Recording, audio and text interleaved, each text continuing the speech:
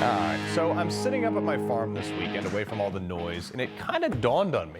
I said to myself, what do Democrats stand for? I know what they're against, literally basically anything that's good for America right now. I mean, like, look, egg prices down, that's bad. Fuel prices down, also bad.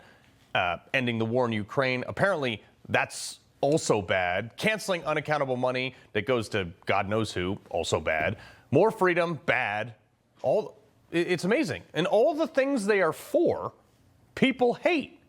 When you lose Axios, the Democrat Party, when you lose Axios, this headline today, Dems dark deep hole. Yeah, you got problems. And Bill Maher, like the guy has been red-pilled, pointed this out over the weekend. California's projected to lose 3 seats, New York 2, also going to lose a seat, Minnesota, Oregon, Rhode Island, Illinois, all blue states. Who's getting these? Texas, Florida, Idaho, and Utah.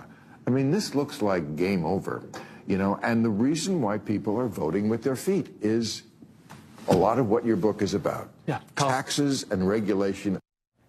Yeah, taxes and regulations.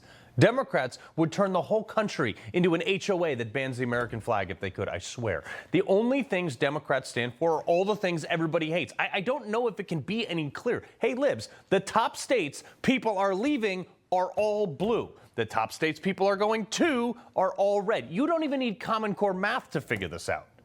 And they still can't understand it. They have no idea why they lost the last election. It's actually amazing. It's like a case study in willful ignorance with Rosie O'Donnell, like on the government-funded cover sheet. And is also best friends, and his largest donor was a man who owns and runs the internet. So I would hope that that would be investigated. Kamala Harris was filling up stadiums with people who supported her, and Donald Trump was not able to do that. Let's just unpack this for a minute. This woman and her reasoning and ignorance is exactly why Donald Trump won. Why he won every single swing state. Because you guys on the left, you ran an incoherent, babbling shell of a human who couldn't have a conversation with a normal person, and her priority was making sure her chair height was no less than 15 inches. Trump won every single swing state because by every metric, people were worse off last November than they were 4 years ago when Donald Trump left office. Swing states like Ohio had mass Haitian migrants moving into their neighborhoods with subsidies from the U.S. government that priced out lifelong Ohio residents out of their own neighborhoods. Because you had the governor of Pennsylvania signing bombs that were going to Ukraine that were also paid for by our tax dollars with Zelensky as a campaign event. People said, no, that was also a swing state. Michigan, big swing state, has been bleeding jobs because Democrats, who have run the state for 50 plus years, have made it prohibitively and regulatorily impossible to produce the cars that once fueled their economy there. Arizona, you had millions of illegal immigrants like flowing across the border at the rate equivalent to like Niagara Falls. They took jobs from Americans, they overwhelmed their healthcare systems, and overpopulated their schools. That's why he won every single swing state, Rosie O'Donnell. And if you can't see that with your professorial, I'm better than you round glasses, I don't know what to tell you. But let me just replay this back. And is also best friends, and his largest donor was a man who owns and runs the internet. Okay, one, Elon doesn't own or run the internet. He has an ISP, which is obviously satellite internet. He owns Twitter. But two, this is incredibly rich, coming from the people who literally hired that woman right there, Nina Jankowicz, to run the Ministry of Truth out of our government to monitor the internet. I don't know what's worse, their blatant ignorance to facts, or the fact that she may be the only person on earth to ever fail an IQ test. Just to go back to this one again, too. When Kamala Harris was filling up stadiums with people who supported her, and Donald Trump was not able to do that. What? I seem to remember like black tarps, you can see them right there, pulled over the upper deck of stadiums at Kamala rallies because you couldn't fill them. I also remember when there were more press than attendees at some of her rallies. The only stadiums she did fill up were people who were not even there for her. Remember, when they advertised the heck out of Beyonce headlining a rally, full stadium, it was a small stadium, but it was still full.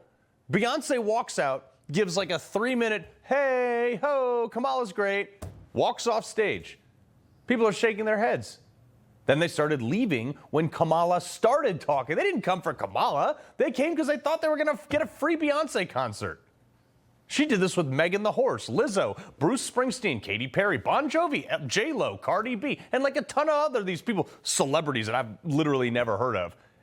They were endorsing her. They were showing up at rallies, and she was paying them, likely enough. And then attendees just bounced when Kamala started talking because nobody understood what she was saying. I also, just back to that point, I was at Madison Square, there I am right there, with Lydia. That place was packed. I mean, filled to the brim. There were people outside Butler, Pennsylvania, where he got shot the first time. The second time around, Butler 2.0, that was twice as big as the first one. I mean, pick a city. Trump was doing 3 to 4 of these a day leading up to the election. He was filling them to capacity with people outside, waiting in the cold, like 14 degrees, tailgating, throwing a football. They bring out their campers. Do you live under a rock, lady?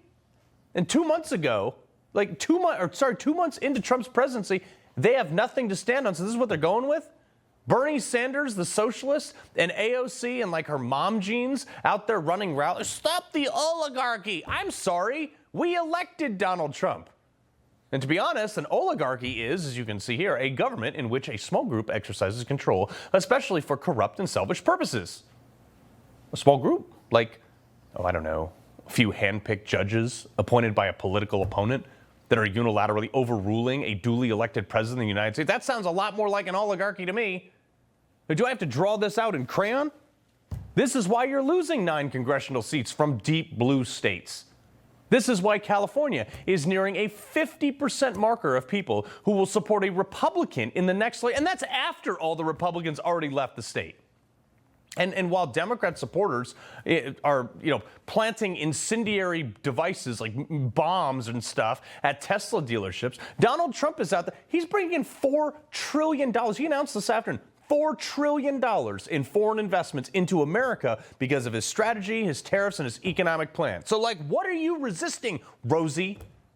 You want to tax people for driving through their own cities, making them register their dogs, increasing evaluations on the buildings they live in so you can charge them more money without technically raising their taxes. You open new agencies to regulate the regulators and then hire countless bureaucrats. So if I have a question about anything for compliance, like, I don't know, building my own home, if I want to put a doormat out, you make it impossible for me to comply with the flavor of the day regulations.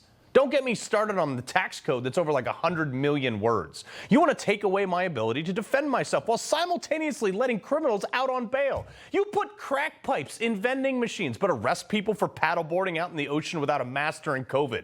Your party doesn't have a leader. You don't control a single branch of government, and the majority of states have Republican governors. You have the lowest popularity rating in over half a century. Read the room. Media icons you used to use to prop up your big government tyranny, they're sitting the next election out. If you need any further proof, Kamala Harris did not perform better in a single county than Joe Biden did in 2020, and not a single one. So here's some free advice. You want to start winning elections? I mean, I don't want you to win any elections, but from a standpoint of what's better for my country, get out of my bedroom. Get out of my wallet. Get your weird drag queens out of my kids' school. Stop telling me what to do and where to be and what I can say when I get there. People don't like being told what to do, and your entire platform is like patting America on the head and saying, we know better than you, and you don't. So my advice, maybe go to a bar. Maybe meet some real people. Get some calluses on your hands. Spend some time outside in the environment that you say you want to regulate. Maybe actually shoot a gun. Eat some meat. Meet the people and do the things that you're trying to regulate instead of staring down from your ivory tower. Maybe then you'll climb out of your 20% approval rating. Probably not. He loves the Constitution. He fights for what's right. He hates the bad guys. He's a freedom warrior. He's your freedom warrior. Watch Carl Higbie every weekday on Newsmax.